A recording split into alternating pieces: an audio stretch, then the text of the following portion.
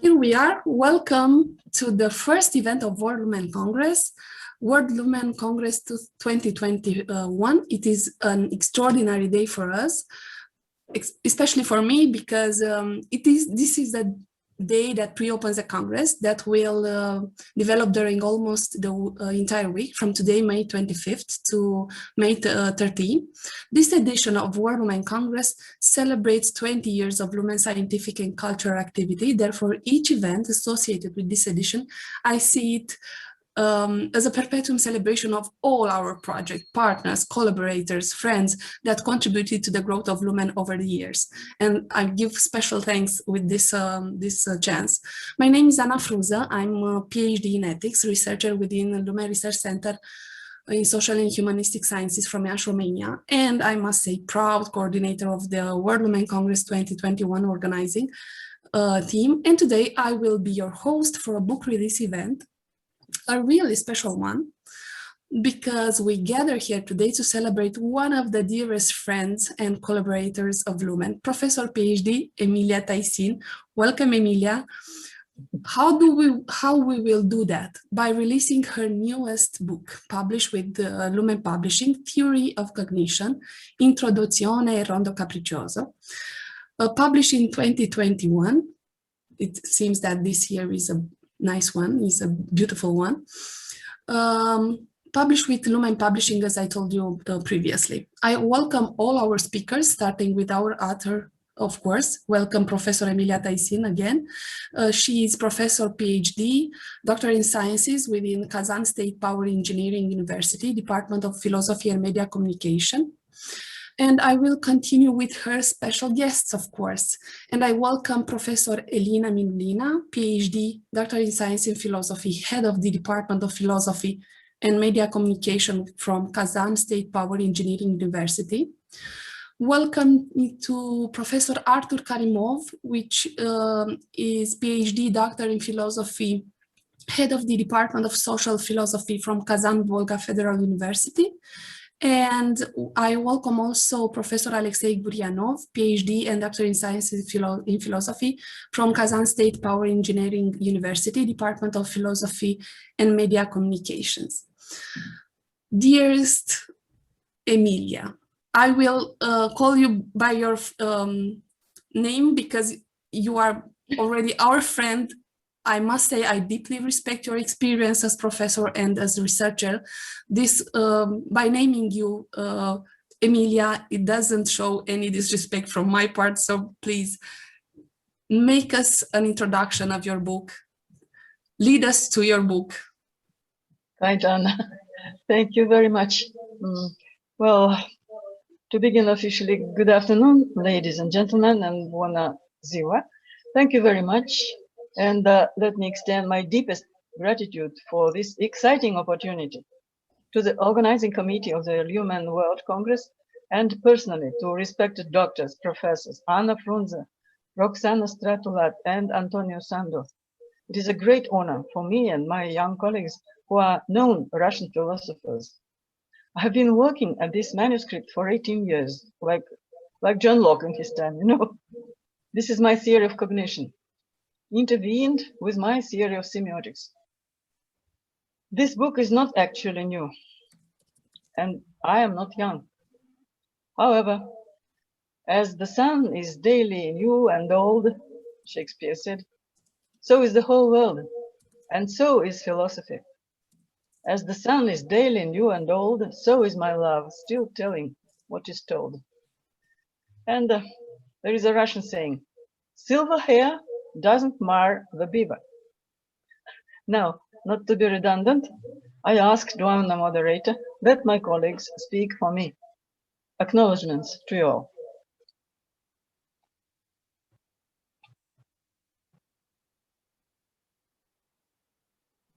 I invite. Yes, thank you. Thank you for your short introduction. I now invite your guests to introduce your book from the perspective of its more specific content. And as we previously discussed, I understood that all your three guests will want to make some, to give a speech about the first part of your book, and then each of the guests will, let's say, elaborate the next parts of the book. As you said, is grouped in 4 parts, right? Okay. I will give the speech to Elina, MINNULLINA, or would you prefer, who will prefer to start first for yes, the first speaker is Alexei, Professor Alexei GURIANOV. Dear Alexei GURIANOV, please go ahead. We are listening to you. Thank you for being here. Good afternoon, dear colleagues. And we agreed that we're not going to speak twice today. So each of us will give a short speech and combine the ideas related to chapter 1 and one of the later That's chapters. great. Okay. That's great. First of all, I'd like to say that it is an honor to participate in the World LUMEN Congress, though just 5 days ago, I didn't expect to do it. I've already had a look at the program and it's really impressive. And I hope that your tremendous organizational efforts will be rewarded. It's also an honor to participate in the presentation of Emilia Tajsin's book, which I read in Russian about 10 years ago. And we know that she's one of the most renowned Russian philosophers. And frankly speaking, it never occurred to me that someday I shall be honored to furnish her works with my footnotes. As we agreed, I'll say a few words about the metaphysical view Emilia Tajsin developed in the second essay titled Ontology of Existential Materialism. In that essay, the author notes that materialism has historically developed along with the development of science, and to which materialism pertains. So the philosophical work we're speaking about represents, in my opinion, the contemporary form of materialism, as long as it claims to be philosophical rather than naturalistic. Emilia Tajsin calls it existential materialism. Friedrich Engels, a representative of the previous fundamental materialistic tradition and doctrine, maintained that dialectical materialism was no longer a philosophy at all, but a worldview that must find confirmation or manifestation in real sciences. Unluckily, philosophical materialism dissolved rather than confirmed itself in natural sciences. And even those sciences dealing with the human being and mind are nowadays predominantly reductionist, and they explain human behavior and human mind in terms of physical causes, impulses, and responses, not in terms of meanings, free choice, existence, and thoughtful decisions.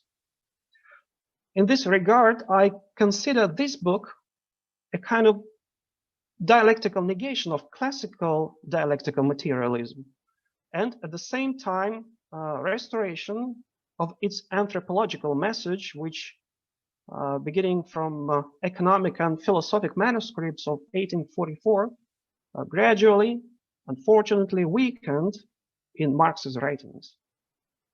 And for this reason, lots of Marxists, later Marxists, such as, say, Georg Lukács or Antonio Gramsci, abandoned ontological dialectical materialism. This book is void of Marxist social and political allusions. Its ontological essay is enriched with the fundamental findings of the 20th century philosophy, primarily the findings of Martin Heidegger's existential analytic. And to my mind, one of the most brilliant chapters of the book, at least the one I like the best, is chapter 1 of the second essay. It deals with transcriptions of existentialism in different areas of Western culture in the 19th and 20th centuries. This chapter provides a logical and historical analysis of the most demonstrative existential phenomena, not merely in philosophical writings, in philosophical literature, but in European culture in general. And as a dialectician, the author focuses on the triad represented by Gustav Mahler's expressive music, Kafkian impressive literature, and sublating these to Heidegger's existential supremacist philosophy. So the basic existential phenomena are displayed in relevant music, literature, and philosophy. We remember that in existential analytic, authentic being calls Daseins individual self out of its they self. But to conceive the call, you need to, in a way, hear the calling voice. You can't smell or touch the voice. You need to hear it as you do with music. And Mahler's unfinished 10th symphony is that very voice that calls man back from inauthentic immersion in the homely familiarity of everyday life to his own self, this time through arts. Besides, to discern what the voice says, you need to verbally understand it, since language, as we know, is the house of being. And in this connection, a literary work exemplifies discernment of the voice of being. We see that for the artist in particular, the call is no longer alien and uncanny, as far as the artist is able to understand it. And ontology of existential materialism emerges not only as a philosophical doctrine, but also as forms of arts and literature expressing human fate and meanings of life. And the mystery of being can be disclosed, converted into intelligible form, and thus read, because it's not supernatural any longer, as Emilia says. It is supersensory rather than supernatural, as the author claims, rightly claims.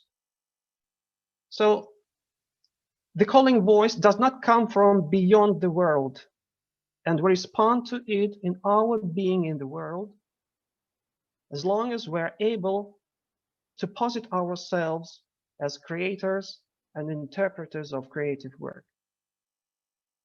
The time we live in, the author calls neo-Renaissance, since, as we know, the philosophers of Renaissance proved that the supersensory is not supernatural, and any metaphysics studying the supersensory is not supernatural either. In this respect, the author introduces a new philosophical category, here and now being consciousness, or Da-Bewusstsein in German. We see that it is referred to German Dasein and Bewusstsein, and thus the author makes her intention quite clear. The human mind is not merely a knowing mind, it is also a feeling mind that, in spite of the existential dread, this feeling and knowing mind is resolved to be and to know here and now. In consciousness, being in itself and being for itself are the same. And in existential ontology, the subject will be present not out of being as a naturalist, as an explorer, and not parallel to it as the mirror of the world, but immanently in Da-Bewusstsein, here and now being consciousness. Since Parmenides, one of the most philosophically important ideas has been the identity of the ultimate foundations of being and knowledge. Materialistically, this idea may be transcribed into the acquired unity of the ultimate foundations of being and knowledge by means of culturally oriented existence. Primarily, it is the unity of human being, of human life and knowledge developed by the mind that shows its determination to be and to know, as the author says in the awesome trembling consciously accepted. But more than that, this unity confirms and manifests itself in culture. And the locus of their meeting and interaction is called here and now being consciousness. So culture turns to be a sphere which unites human being and being as such. To paraphrase Heidegger, culture is the house of being. Existential materialism aims at disclosing that unity since it completes being. Last week, we Russians celebrated the 100th anniversary of Andrei Sakharov's birth, a Soviet nuclear physicist and dissident, as you probably know. And one of his biographers, the author of a documentary about Andrei Sakharov, concluded that he was a really complete person. I suppose that that's what this book is about human completeness. All philosophers, as we know, in their works, narrate about their own selves. The greater philosopher is, the more complicated this task is, and the more complicated what they do is. And it is certainly the case. I think this writing is a challenge for readers. And I know that this book is the result of lifelong reflections. Emily said that about 18 years. I think that more than that, longer than that. And the reflections that, in my opinion, make Emilia Tajsin a complete person as well. Thank you. Thank you Thank for you. your intervention.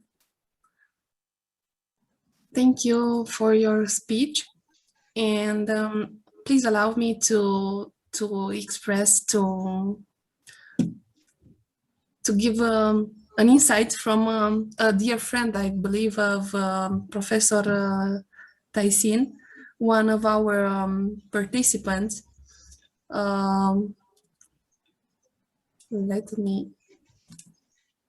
Let me tell you, one of our participants from Los Angeles says, "Congratulations, dear Emily. It's 2 o'clock, 2 a.m. in Los Angeles, but wanted to hear your program with your colleagues, Professor Robert E. Ellison." You see, dear Emily, you are loved and everybody wants to join you, to be with you in this event. And we are very glad about it. Thank you, kind Robert. Thank you dearly. Thank you. Now we will continue with our next guest, which will speak about the third part of the volume, Professor Elina MINNULLINA. Yes, thank you very much, ladies and gentlemen. Thank you for this possibility, and thank you for invitation. My name is Elina MINNULLINA. I'm head of Department of Philosophy and Media Communication, Kazan State Power and Engineering University. And firstly, I would like to speak about general premises, and the main term of this book is, this term is syntagma. And I would like to tell that this theory is based on cognitive optimism. Probably I'll repeat some ideas of Professor GURIANOV. Such as acceptance of principle of reflection. Dialectics appears in a logically sublated or even didactic form as syntagmatics. Syntagmas are conventionally linear segments of arc-wise, curvilinear motion of the cognitive process. Its development, like an original sense of the word, unfolding and twist of a thread, leads to gradual approximation of the sphere of knowledge the sphere of being and their congruent alignment.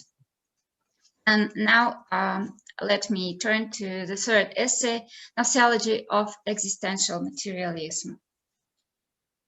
This essay introduces the new theory of cognition, and despite of the recognition of subject and object coincidence turning into their mutual interference in here and now being consciousness, the new theory presented in the book points out that there exists not just a dyad, but a triad of cognitive relationship, subject, language, and object. The contemporary neo-Kantianism is also agitated about language. The difference remains, and that is between materialism and idealism, understood in traditional way. New gnosiology is founded on general scientific knowledge, semiotics, and data of special disciplines.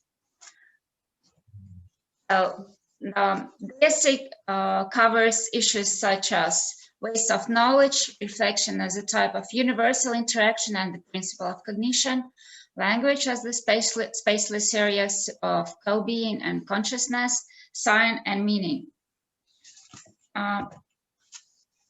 Indeed, to say that the season for studying philosophy has not yet come is like saying that the season for happiness is not yet, or that is now no more. This is the quote which the book starts with. The book takes into account the achievements of the last decades, both philosophical and scientific and other general cultural events, while remaining true to many classical ideas principles.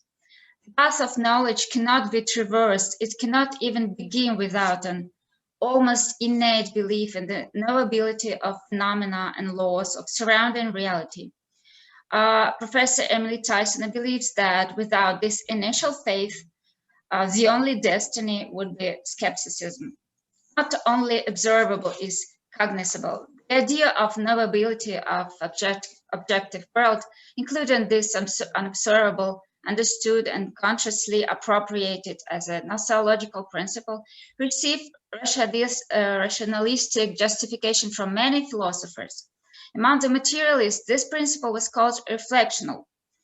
However, accepting it as it's done in this book, Emilia Tajsin supposes that it is necessary first to explain not only the specifics of the image, but also the features of the reflected, which is actively interacting with the person. Second, it's necessary to correlate this principle with the basic gnosiological syntagma, discussion of the absolute and relative nature of knowledge.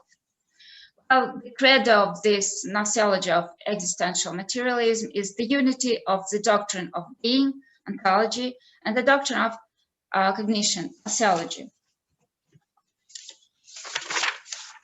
One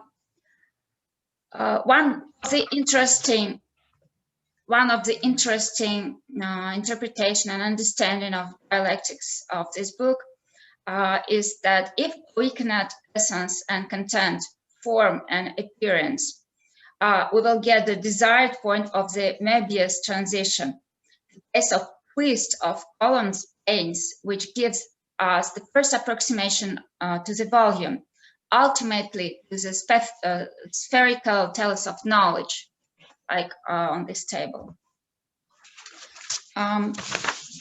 Next, I would like to say that through this book, we get acquainted with brilliant discourses on the nature of languages. The treatise is rich in rare quotation. Emilia Tajsin demonstrates a deep knowledge of the history of philosophy of language. Sense is a required, desired place, area, territory, point of encounter of consciousness and being, being, the main point of concern of the existential materialism. Sense is a moment of truth. In order to become meaning and an informative cognitive block adapted to communication, an attractor is needed. It will transform the field of sense into a massive particle. Such an operation is called significant a signification lived. It is often a transformation of notion into concept. A linguistic sign usually serves as such a tractor, as well as any other logical solid residue. We get what we call a cognitive component of meaning. Lived can also transfer simpler forms of sensation and perception into concept and so on, right up to large blocks of scientific knowledge, such as philosophy, theory, law. In addition, the lived can move in a downward direction. Then a visual image is manifested in the structure of scientific, refined, and elite knowledge.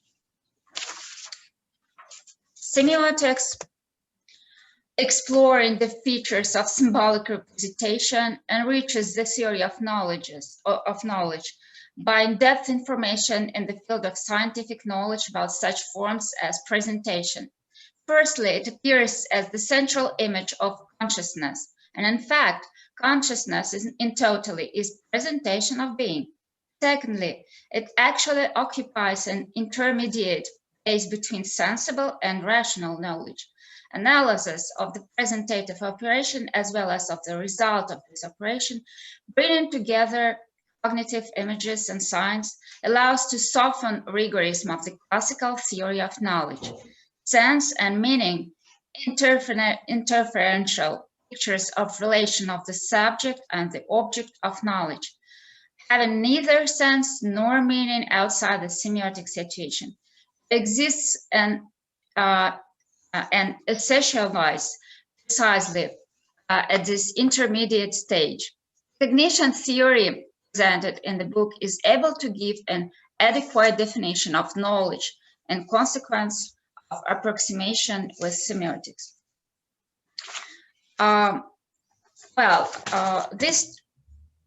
This treatise strictly adheres to cognitive optimism, philosophical belief in knowability of the world and its laws, which is based on the principles of materialism and rationalism, allowing to keep with the reflective critical level. It is the mind which is able, at least potentially, to come to true knowledge. The object and objectivity are not eliminated, but consistently acknowledged. Interpretation doesn't force explanation out, and trust to big words such as truth and essence and to big narratives such as this classical theory of knowledge originates here from. The book ends with the quote of Stobius: since it is said, wisdom is to speak truth and consciously to act according to nature. Thank you. I'll give first to, yeah. Thank you for your intervention. Thank you for your great speech. Thank you. I will invite now to give his speech to Professor Artur KARIMOV. Hello, can you hear me? Yes, we can hear you nicely. Thank you. I hope,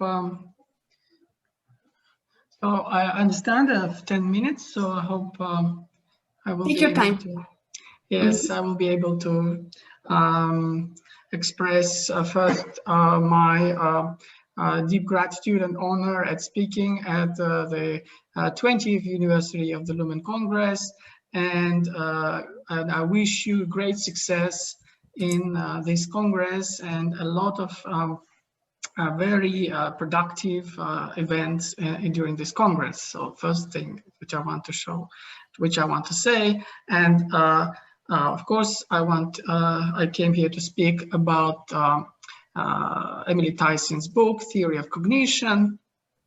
So also let me say a few words about it. Okay.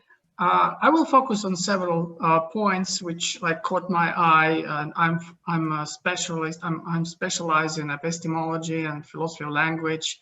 So these things like knowledge and truth are interesting to me. And the first thing which I want to focus your attention of is that if you want to find something like dominant trends within Anglo-American epistemology, for example, a kind of a post-Gettier conceptual analysis or a more naturalistic approach, for example, which tries to tie cognition to the cognitive science and biology and neurology.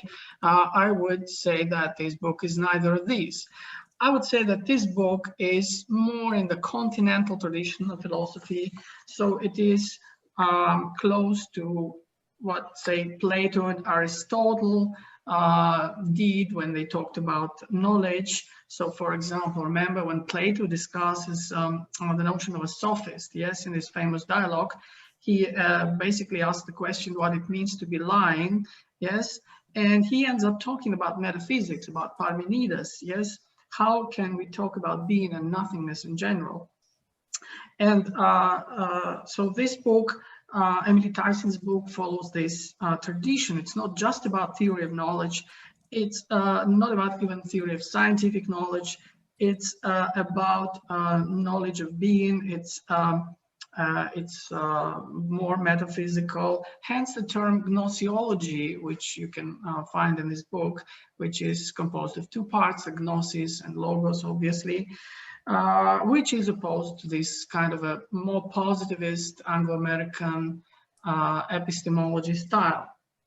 Okay, another idea which was mentioned by my colleagues, and this again, the idea which I very much like, Hilary Putnam uses the term realism with a human face, yes? And if you want, if you like, Emilia Tajsin tried to elaborate a materialism with a human face, yes? Just as Putnam rejects the contemporary metaphysics that insists in describing both mind and the world from some kind of a God's eye view, I think that Emilia Tajsin also would kind of reject that kind of position, and as we divide kind of idealism, for example, in kind of objective and subjective, we can also divide materialism logically into objective and subjective. And this kind of subjective materialism, existential materialism, which she calls it, is meant to reflect that theory of cognition that must have this kind of human dimension that I love about this book. Another thing, like if you notice, she engages with a lot of philosophers, like she's in discussion basically from the ancient philosophy to the modern philosophy, with some more than others, like her favorites are obviously like John Locke and like the modern tradition, Kant, Hume. But she does, again, engage a lot with positivist philosophers, with Wittgenstein, for example, and she talks about language. There is a lot, but at the same time, I would say she is kind of a contra Wittgenstein in the sense that she does not constrain consciousness with the boundaries of language the way Wittgenstein does. So for her, the consciousness is, the mind is the prior to language in general. And we will talk later in this talk about her understanding of truth, which is also closely tied to the notion of consciousness. Well, the key concepts which are used in connection with knowledge and cognition in this book are the concepts of representation and reflection. I want to make a short note. Like if you have a cursory look at the book, you may find the word reflection a lot, like a theory of reflection, but you must pay attention that the word reflection has two meanings in English language, and it's not just a synonym of a serious thought or consideration. It also has this basic meaning of throwing back, yes, of something like reflecting light, for example. And when we say that knowledge is reflection, we are meaning it in like both of this sense.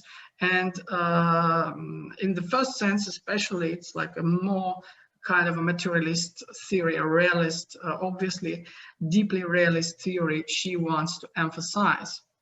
And this is reflected in her understanding of like the definition of knowledge, which is deeply metaphysical as the acceptance of being. Yes, here's the quote: knowledge can be characterized as the discovery and acceptance of being, the participation in the concrete existence of an object. Okay, what about truth? Let me speak a few words, though, of course, the whole chapter, like the 1/4 of the book is devoted to this concept. In basic, what I want to say is that she just kind of tried to change the narrative about the truth. Instead of, she does, of course, discuss the contemporary theories of truth, the correspondence theory, the deflationary theory, and the coherence theory, and she does engage in like a lot of discussion about these different theories, but I think she wants to make a shift in the narrative here, because in the traditional theories, like when we're talking about traditional theories of truth, we mean that the truth bearer usually like the proposition, for example, or a sentence, so that which we are talking about what can be true or false, yes, a sentence or an utterance or a proposition. Emilia Tajsin wants to shift this in general and to say that the consciousness in general is something which is true. And if it wasn't true, like in a sense, if it wasn't in accordance with the being in general, and this again reflects this whole concept which Alexei mentioned, that W was designed here and now being consciousness. If it wasn't true, then knowledge wouldn't be possible. And Emily is a deep optimist about knowledge, and in this sense, of course, for her, consciousness in general is true. And I sympathize very much with this idea. Like I've read a recent book, like not a recent, like a few years ago, by Lynch, like Truth Matters. Like the title is saying. For Emilia Tajsin, I would say, just as for Lynch, the truth is something which matters. It's nothing, not just something which we discount as like using the term post-truth or something like that. And I know that time is running up. In conclusion, I want to reference again to the title of the book. Its title is Introduzione and Rondo capriccioso. And obviously, this is not an introduction into a theory of knowledge. As Alexei said, I agree with that. It obviously requires some background for like in a history of philosophy, but like the title, I think, while like hits the spot. Yes, the Rondo capriccioso is of course this reference to a famous piece of music by Camille and Sons, and it is defined as like this free, lively style, as from Italian word the capriccio, caprice. And even though the book seems like a thick volume, yes, it's not exactly introductory, but if you're patient enough to pass through this first dozen dozens pages, you will appreciate this kind of free and lively style. And this is indeed like truly characterizes, I think, this book. And that's why I would recommend it to anyone who is not completely satisfied how knowledge and concepts of truth are treated, like, for example, in the positivist and Anglo-American analytic or French postmodernist, like post-truth relativist approach, and who seeks some new understanding of cognition. Thank you. Thank you for your speech, and mostly for the last references related to the characteristics of the volume, because we actually went to very sensitive subject, actually the title of the book, and the title of the book I would like to discuss with our dearest Artur. Emily, how this book get this title? Your time to quite by chance, you know, it was manifest. Quite by chance. Of course, it comes from music and theory of music and playing music. And once upon a time, I could play music, I could play violin. And it is because Introduzione doesn't mean introduction, and Arthur spoke about it already. And rondo capriccioso is because every essay is somehow ring-shaped. It brings about the same things from different angles, and it is like waltz, better maybe on waltz caprice, and that's that. I can't say more. Besides, you know, and I nearly lost the gift of speech listening to my friends, my colleagues, because you know, I cannot estimate this book adequately, as you can't estimate all your life adequately, and it is either overestimation when I think that it is a gift for everyone birthday or for happy and merry new year, and then I underestimate it and think that it is a dull compilation of somebody's thoughts, and so I cannot get to true and adequate value of it, you know. And what I heard of my friends and my former students and now just colleagues and prominent authors in Russia, I am next to cry indeed. And I hope that your noble work to be honored, that someone will somehow read it in English too, and so the burden of auditory is very dear to me. Thank you, Anna, and all of you. Thank you, Emily. Thank you. Thank you for your speech and for emotion that you let them us to see.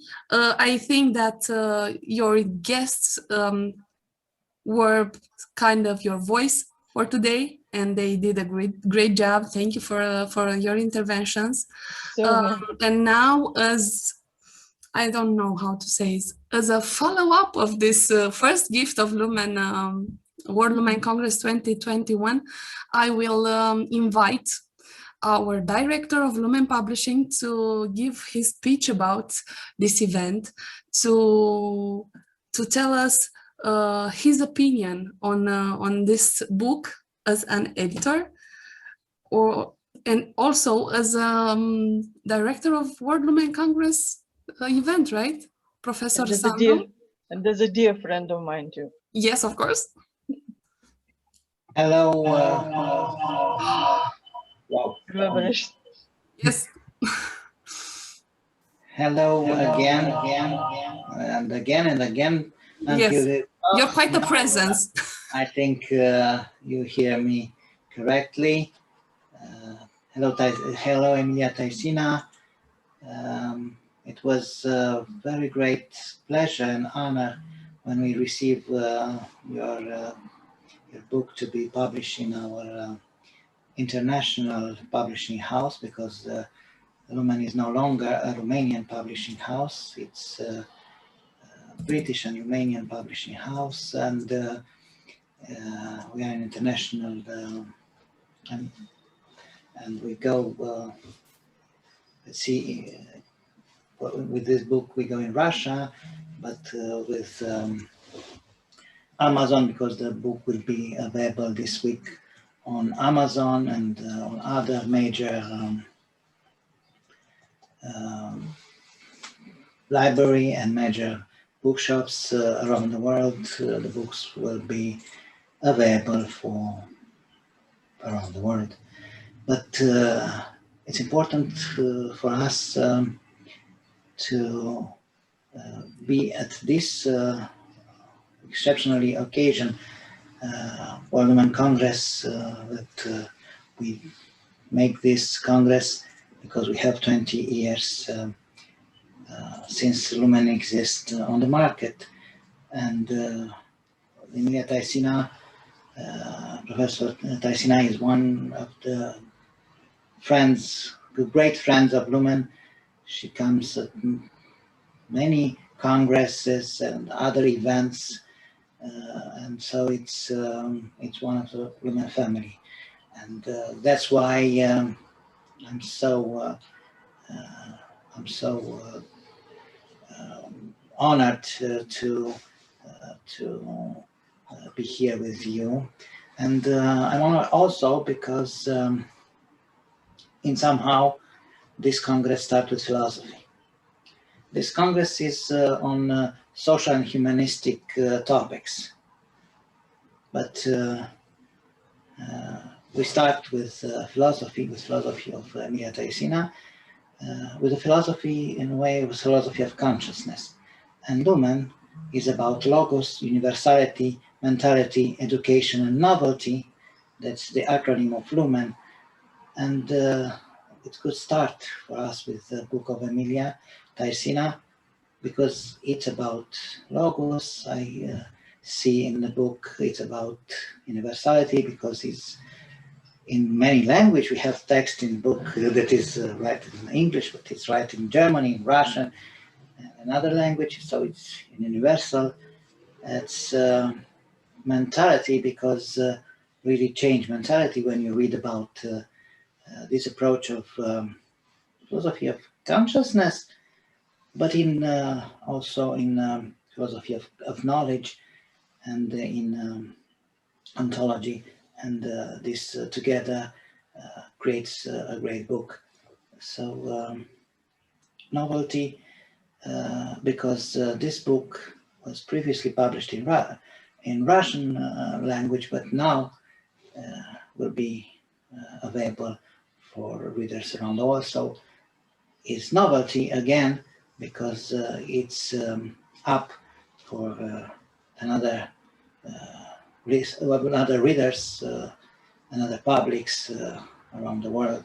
And so this book is fit, more than fit, with our Congress values.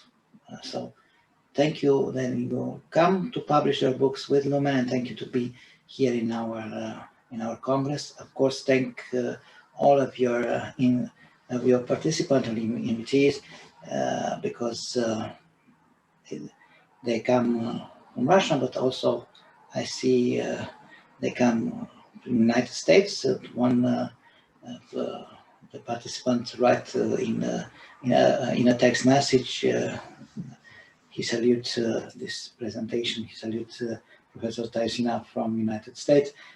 So again, the World Lumen Congress is really a world event. Thank you very much, Tajsin, that you make possible this worldwide start of World Lumen Congress. Thank you very much, dear Antonio. And I only can repeat it. Thank you all very much. And to introduce Professor Robert Allison, he's president of the ISUD. This is International Philosophical Society, and it is called Universalism. And of course, if someone fits, then it fits perfectly with Lumen too. And I would like that Professor Robert Allison take your experience and think about it, just to hold the Congress online. Well, you can struggle with reality, and online is, well, an opportunity to share views and just to look at each other and share messages. So I suppose it will go on, and I can only thank you once again, all of you once again, and say, proclaim great success to the Congress. Long live Lumen, long live Romania. Thank you, Emily. Thank you to all our guests. Thank you, Professor Sandu, for your speech that ended this session. We are waiting for you all to join us tomorrow, starting with 9:40 in the morning, GMT +3, Bucharest time, to take part at the opening event of the World Lumen Congress 2021. Thank you for listening, and thank you for all your interventions. And we will do our best for this Congress to be the greatest Congress, the greatest, one of the greatest, because we think that there will be many events of Lumen Association that will impact your scientific life. We are waiting for you tomorrow. In the meantime, we also invite you to see the posters for this Congress that are available on Lumen Conference Center Facebook page, and also to watch the videos, the pre-recorded oral presentation that are available on the YouTube channel of Editura Lumen. Today you can enjoy this presentation, and tomorrow you can start being involved in the Congress. And don't forget, please, that we have a separate channel for participants to talk to each other and to share ideas, like we do when the Congress are with physical presence. And for those who already been in LUMEN Congress, Emilia Professor Tajsin was at least 2 times, since I remember good. We have a hall where we can drink a coffee and talk to each other. So we cannot give you a coffee in a virtual manner. Yes, now, let's say that. You can join us in this separate channel, virtual hall, virtual open space for change your impressions, opinions, ideas, and so on. Thank you very much. Thank you. See you soon. Thank you. Thank you very much. Happy Jubileum birthday. Thank you.